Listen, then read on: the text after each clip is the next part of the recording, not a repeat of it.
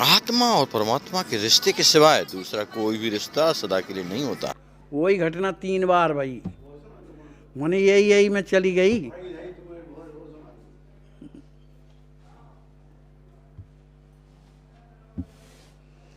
बोलिए श्री सीताराम जी महाराज की जय, सद्गुरुदेव भगवान की जय, श्री हनुमान जी महाराज की जय, सब संत भगवान की जय।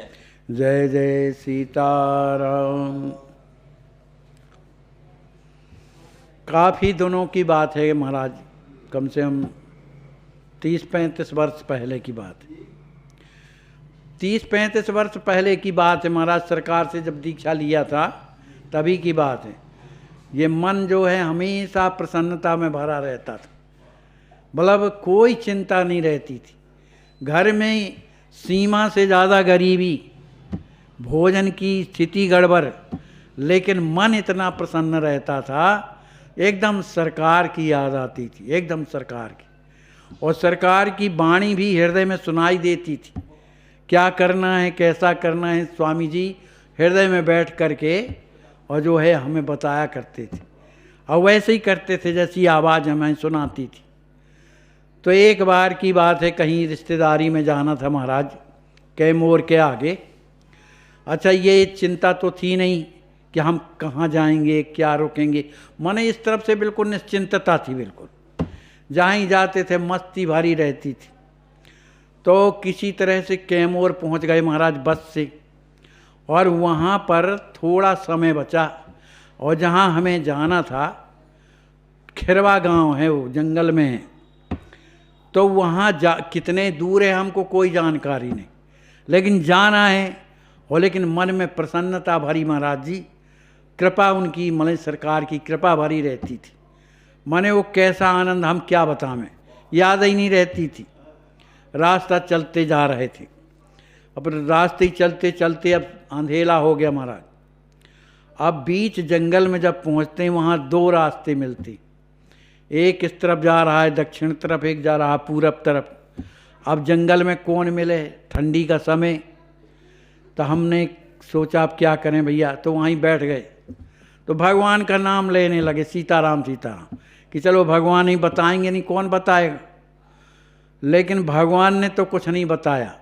उनकी याद करने के बाद भी और प्रार्थना करने के बाद भी कि हे सीताराम जी महाराज कृपा करो कुछ तो बताओ, लेकिन कुछ फर्क नहीं पड़ा उधर। अब मन में आया कि अब क्या करें।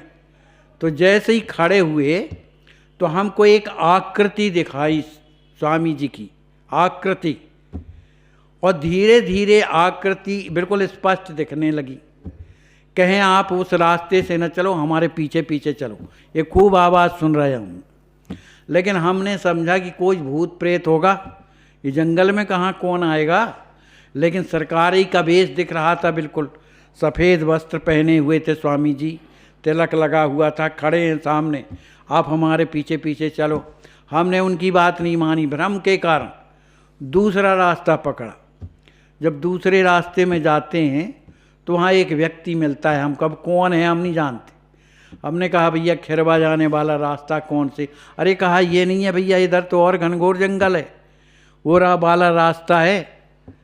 बस वो लौट के जैसे ही आते हैं तो सरकार स्पष्ट कहे ना हो काहे शंका करत है, हम आप ही को तो लेने आए हैं। बस जहाँ इतना कहा तो हमको फिर होश ही नहीं, एकदम रोना। हम प्रार्थना की सरकार यहाँ कहाँ है आप बताओ, आगे आगे चल रहे हो, वहीं के हृदय में विराज जाओ, आगे बताते जाओ कहाँ से का। आखिर ऐसे ही बात करते करते महाराज और हमको उसी घर में भेज दिया जिस घर में हमको जाना था। हमको बिल्कुल पता नहीं कि वो घर कहाँ है, बिल्कुल उसी घर में कहा यही घर है। उधर जैसे ही जाते हैं तो हम पूछते हैं भैया ये फलाने का घर यही कहना। अब हमको ना भूख लगे ना प्यास लगे, एकदम रोना आता था महाराज, बिल्कुल अच्छा नहीं लगता था। एकदम सरकार ने इस तरह से कष्ट उठाया, इस बात का दुख ज़्यादा था। तो हमको रात भर नींद नहीं आई और ना हमने कुछ पाया। बिल्कुल सवेरा हुआ तो स्वामी जी फिर सवेरे आके खड़े हो गए, अभी स्नान तक नहीं किया हमने। कहे ना हो अभी तुम कहूँ और चलें, कहा है ना तुम्ही, हम कहा सरकार चलना तो है तो फिर नहा धो लें तब न चलें।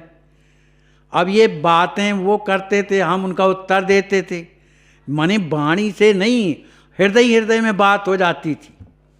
अब हम जल्दी जल्दी नहाए धोए, फिर इसके बाद कुछ पाया नहीं, तिलक स्वरूप भर किया और बस को स्वामी जी के पीछे पीछे चले। अब हमको ऐसा लगने लगा महाराज जी कि अब हमको गांव लौट के नहीं जाना, अब तो जाएंगे स्वामी जी की सेवा करेंगे, वो अयोध्या ही में रहेंगे और जो सरकार देंगे सो पाएंगे, बाकी हमको कोई मतलब नहीं।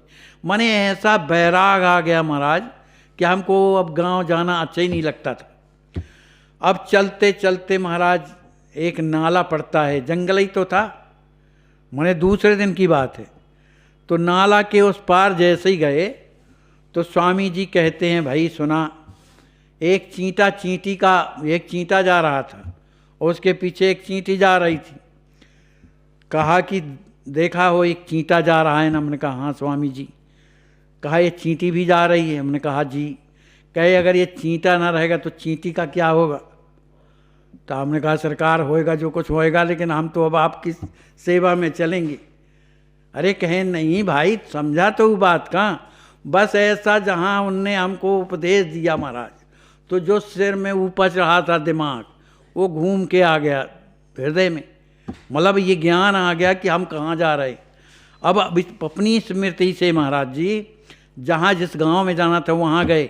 अब हमको अच्छा ना लगे, बिल्कुल अच्छा नहीं लगता था। रात में हमको नींद नहीं आ रही थी महाराज। पता नहीं रात में 3-4 लोग, वो अपने ही माने इस मृत्यु लोक के नहीं हैं, वो जो भी हों, बिल्कुल जिनके शरीर से प्रकाश निकलता था महाराज, कपड़ों से प्रकाश निकलता था, वो आके हमारे पास खड़े हो गए जहाँ हम पड़े हुए थे।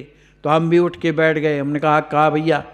अब वो कुछ आपस में चर्चा कर रहे थे, हमसे कुछ नहीं कह रहे थे, आपस में चर्चा कर रहे थे। वो खड़े हैं और हम उनकी बातों को सुन रहे हैं, कुछ नहीं। थोड़ी 2-4 मिनट में फिर अंधेला हो गया महाराज। अब इस बात को हमारी बुआ जिनके यहाँ हम गए थे, उसने कहा ये बताओ रात में तुम किससे बात कर रहे थे? हमने कहा किसी से नहीं कर रहे। अरे कहा कैसे नहीं कर रहे थे, हम तो खूब सुने। तो महाराज जी वो कौन थे हम तो बिल्कुल नहीं जानते महाराज। फिर वहाँ के बाद महाराज जी घर आ गए और घर में आकर के दुख तो लगते, लेकिन इतना मन लगता था भगवान में महाराज कि पूरा दिन व्यतीत हो जाता था भजन ही करते करते। निरंतर हृदय में कोई बैठ करके सीताराम सीताराम सीता, अपने आप, कोई कहता नहीं, अपने आप। और सरकार की आवाज़ खूब सुनाती थी, आपको ऐसा नहीं ऐसा करना है, आपको ऐसा नहीं ऐसा करना है, अभी आपका भजन नहीं हुआ। हमको होश नहीं रहता था महाराज, तो सरकार से करवाते रहे। बोलिए श्री सद्गुरुदेव भगवान की। ये हैं लाल जी जो साक्षात तोतली भाषा में लिख कर देते हैं और लीला करते हैं। परम पूज्य माता जी जिनकी साथ लाल जी की लीला हो। मनुष्य को अपने लक्ष्य में कामयाब होने के लिए खुद पर विश्वास होना बहुत जरूरी है। वैष्णव जन तो आप यह जो दृश्य देख रहे हैं, ऐसे आज भी हजारों तड़पते ईश्वर अल्लाह से मना रहे हैं कि अब मैं जीना नहीं चाहता, सहा नहीं जाता, मुझे ले चलो।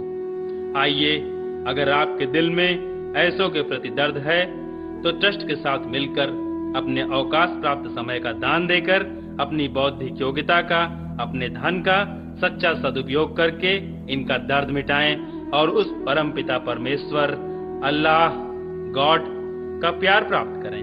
जिंदगी व संपत्ति तो एक दिन हमें छोड़ना ही है, तो क्यों ना हम अपने हाथ से ही उसका इन दुखियों की सेवा में सदुपयोग कर महान पुण्य के